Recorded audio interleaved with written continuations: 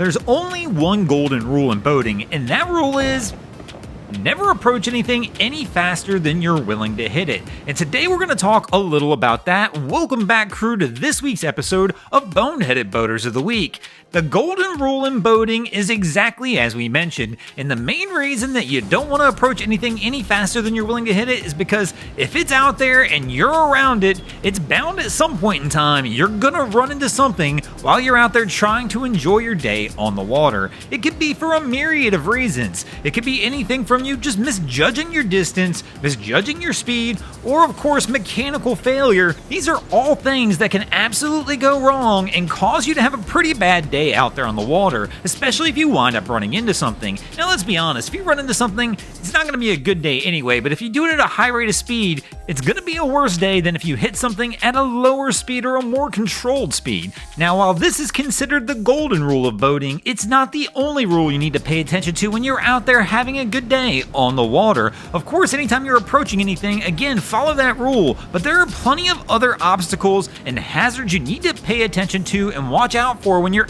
out there on the water. Now, of course, some of these hazards we'll run into when we're out there boating will be things that we don't necessarily easily see. It could be hidden sandbars, hidden logs, or other debris just below the surface of the water, so you always have to use caution, especially in unfamiliar areas. And other times, these hazards will be plainly obvious and in sight, and may even include such things as markers or warning signs or other things to identify the hazard, like maybe a sign posted that says "Don't go near the dam, dangerous currents." Now I know when the fish are running sometimes it can be hard to ignore those signs as you're just out there with the boys trying to have a good time and get your catch on, but let's be honest, all these things are there for a reason, and it's for your protection and the others' protection on your vessel as well. So for example, if you're out there boating near a section of running water off a dam and you see a sign telling you to keep away that's typically trying to warn you to keep away from what's called a roll current or a hydraulic roller, which is a dangerous recirculating current that can form in the base of the dam. It can trap people, boats, and other objects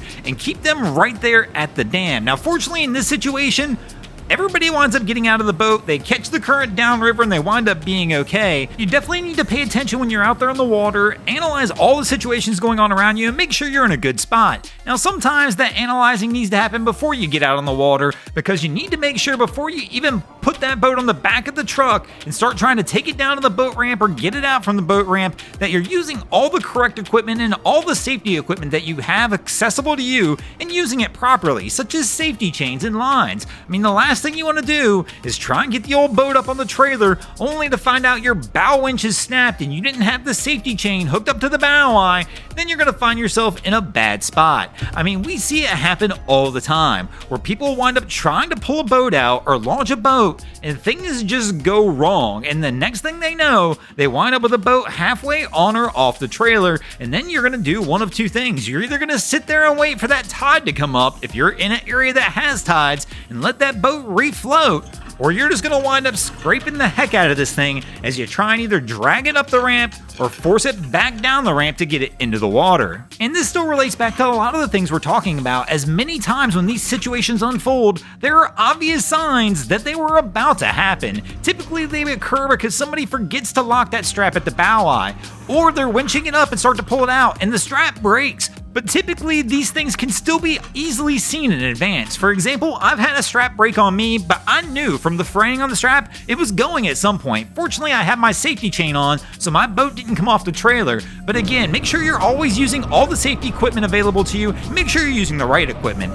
The next thing you need to look out for as a captain is the other people on your vessel. Make sure they don't go out there and try and do stupid things as well, because if they do, they're going to pay the price, and in the end, you could wind up paying the price as well. But thanks for watching. Hope you guys enjoyed this episode of Boneheaded Boaters of the Week. Just a quick heads up, if any of you guys are coming to the Fort Lauderdale Boat Show this coming weekend and you've ever thought about taking your boat to the Bahamas, we are hosting our annual seminar on how to take a vessel to the Bahamas. We will be at the Convention Center at the seminar booth on Friday, November 1st at 2 p.m. and Saturday, November 2nd at 5:30 p.m. Feel free to stop by and join us, and we'll talk about how you too can take your boat to the Bahamas and maybe even join us on one of our trips next year. Thanks again for watching, crew. If you ever see anything crazy happening on your waterways, be sure to hit us up on Facebook or Instagram and let us know, and you might see your stories over here. Just like Reed Tony, OnlyFins Fishing Team, and Adam Coolidge did this week. And if you guys haven't already, go ahead and drop an anchor on the subscribe button here.